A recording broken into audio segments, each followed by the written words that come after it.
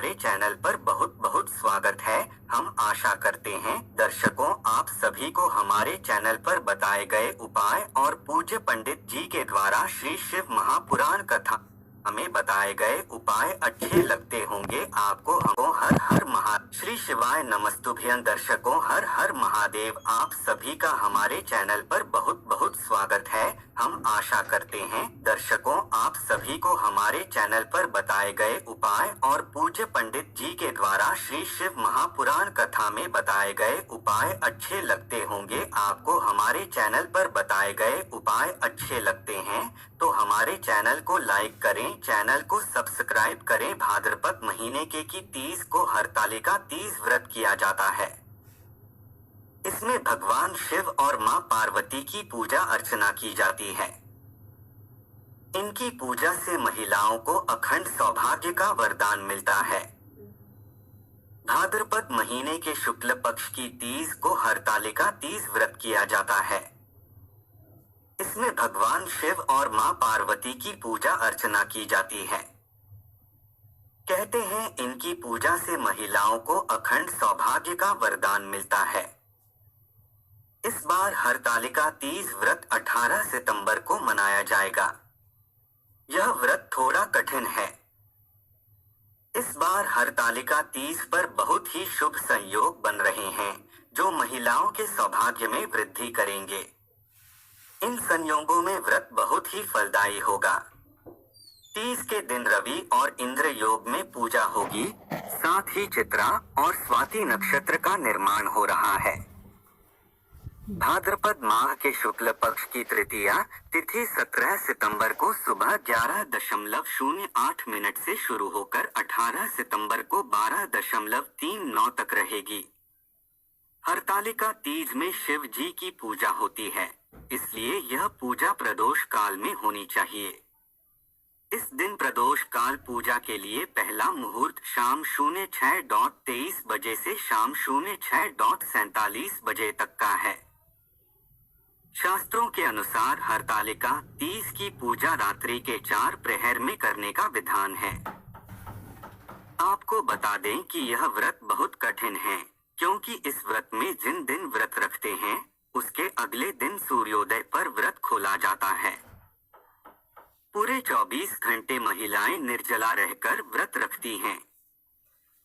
इस व्रत को रखा तीज में जाता है, लेकिन इसका पारण चतुर्थी तिथि के सूर्योदय में किया जाता है। अगर आपकी शादी के बाद आपका पहला तीज व्रत है तो अच्छे से नियम पता कर लें, क्योंकि जिस तरह पहली बार रखेंगी उसी प्रकार हर साल करना होगा। इस व्रत को एक बार रखा जाता है तो जीवन भर रखना होता है, किसी भी साल इसे छोड़ नहीं सकते हैं।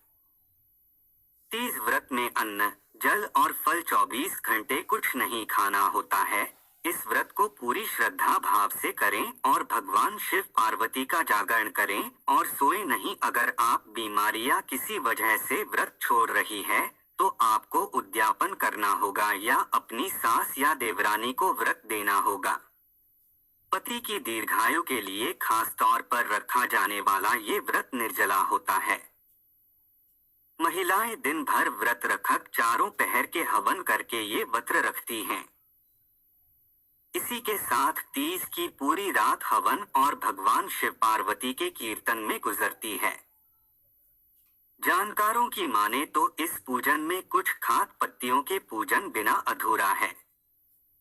तो चलिए जानते हैं वे कौन सी 16 पत्तियां हैं जिन्हें आपको पूजन में जरूर चढ़ाना चाहिए। साथ ही जानते हैं पूजन का सही मुहूर्त, विधि, उपाय और महत्व।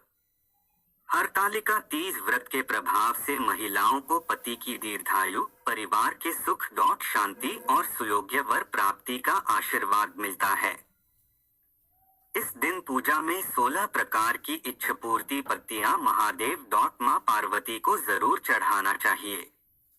इससे गौरीशंकर जल्दी प्रसन्न होते हैं। ये हैं वे 16 पत्तियां जिनसे भगवान शिव पार्वती होंगे प्रसन्न।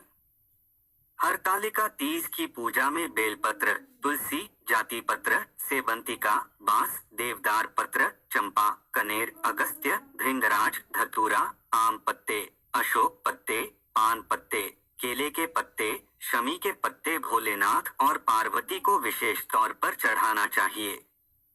पूजन सामग्री शिव पार्वती और श्री गणेश जी की मिट्टी की मूर्ति, पीला वस्त्र, दही, शहद, दूध, धतूरा, शमी के पत्ते, केले का पत्ता, जनेऊ, सुपारी, रोली, कलश, बेलपत्र, दूर्वा, अक्षत, घी, कपूर, गंगाजल, फुलहारा और 16 श्रृंगार का सामान।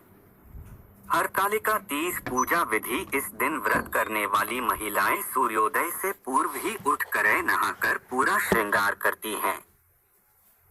पूजन के लिए केले के पत्तों से मंडप बनाकर गौरी शंकर की प्रतिमा स्थापित की जाती है। इसके साथ पार्वती जी को सुहाग का सारा सामान चढ़ाया जाता है। रात में भजन कीर्तन करते हुए जागरण कर 3 बार आरती की जाती है और शिव पार्वती विवाह की कथा सुनी जाती है। इस व्रत के व्रती को शयन का निषेध है, इसके लिए उसे रात्रि में भजन कीर्तन के साथ रात्रि जागरण करना चाहिए।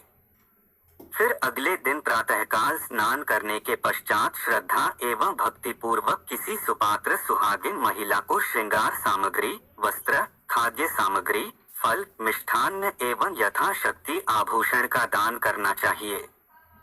रेत के शिवलिंग बनाए हैं तो उनका जलाशय में विसर्जन किया जाता है और खीरा खाकर इस व्रत की पूर्णता की जाती है। इस दिन पार्वती ते नमः मंत्र का अधिक से अधिक जाप करना चाहिए।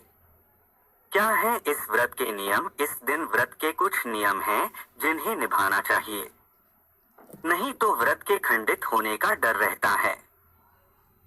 ये हैं वे नियम। क्रोध करने से बचें। ज्योतिषाचार्यों की माने तो तीज के व्रत के दौरान मन को शांत रखकर ही महिलाओं को मां गौरा की पूजा करना चाहिए। इस दिन किसी पर भी क्रोध करने से बचना होगा। आपके सभी के साथ प्रेम पूर्वक व्यवहार करना चाहिए। हाथों पर मेहंदी लगाने से गुस्सा शांत होता है। यह हाथों को सुंदर बनाने के साथ गुस्से को शांत रखने का भी काम करती है।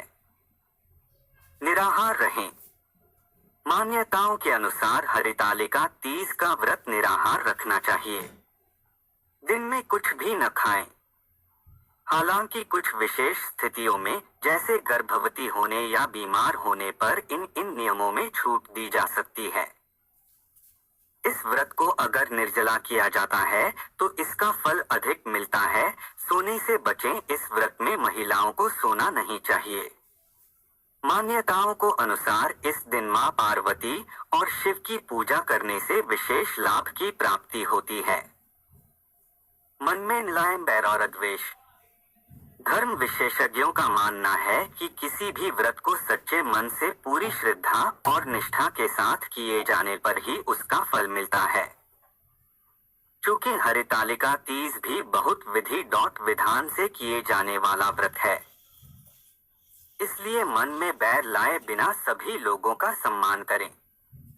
श्री शिवाय नमस्तुभ्यं। दर्शकों, हर हर महादेव। आप सभी का हमारे चैनल पर बहुत बहुत स्वागत है। हम आशा